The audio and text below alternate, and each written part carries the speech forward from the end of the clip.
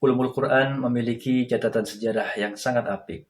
Ilmu yang satu ini berkembang pesat dari satu zaman menuju zaman berikutnya. Para ulama banyak yang menulis sebuah kodifikasi khusus tentang ilmu ini, sehingga tidak sedikit karya tulis lahir dari tangan mereka.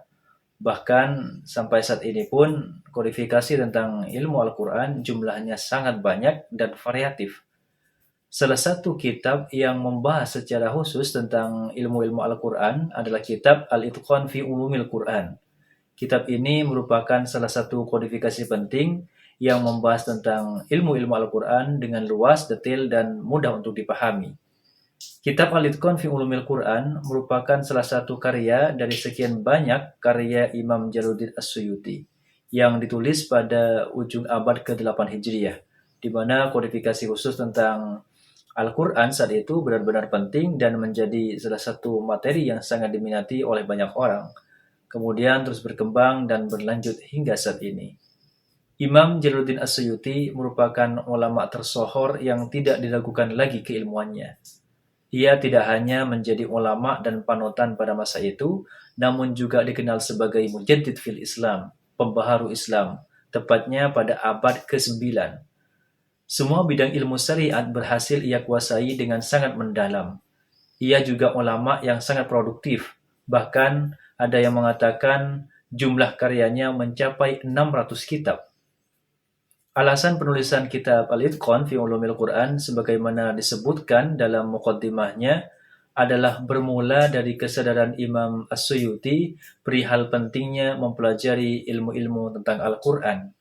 Dan tidak ditemukannya suatu kodifikasi khusus dari para ulama sebelumnya yang membahas tentang ilmu-ilmu yang berkaitan dengan Al-Quran secara komprehensif. Sebagaimana yang telah ia sebutkan dalam muqaddimahnya halaman 15, "Laqad kuntu fi zamani talabi ata'ajjabu minal mutaqaddimin idh lam yudawwinu kitaban fi anwa'i ulumil Quran."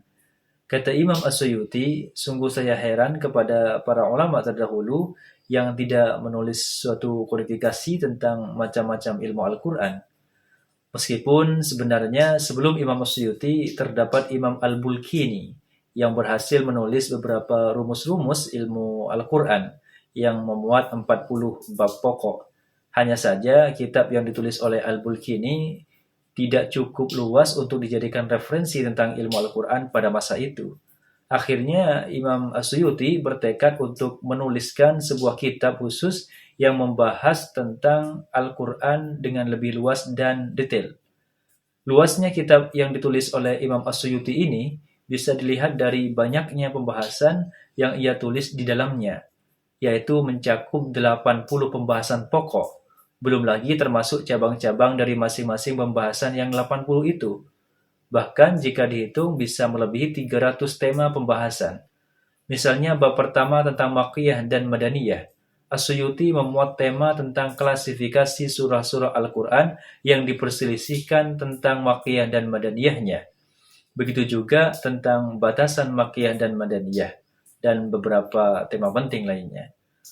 Bab terakhir dari Al-Itqan fi Ulumil Quran berbicara tentang biografi para ahli tafsir dari kalangan tabi'in. Kemudian As-Suyuti mengakhirinya dengan menyertakan contoh-contoh tafsir bil ma'sur dari setiap surah Al-Quran. Di dalam muqaddimah Al-Itqan, As-Suyuti mengatakan bahwa Al-Itqan secara keseluruhan ia karang sebagai prolog untuk sebuah karya tafsir yang sedang ia siapkan, yaitu tafsir yang berjudul Majma' al-Bahrain wa Matla' al-Badrain. Namun kitab itu belum ditemukan hingga saat ini. Barangkali yang dimaksud adalah tafsir Ad-Durrul Mansur fi Tafsir bil Ma'sur yang sudah dicetak oleh salah satu penerbit di Kairo dalam 17 jilid besar. Dengan demikian, kitab Al-Itqan fi Ulumil Quran sangat penting untuk dijadikan sebagai referensi, khususnya bagi para pengkaji Al-Quran.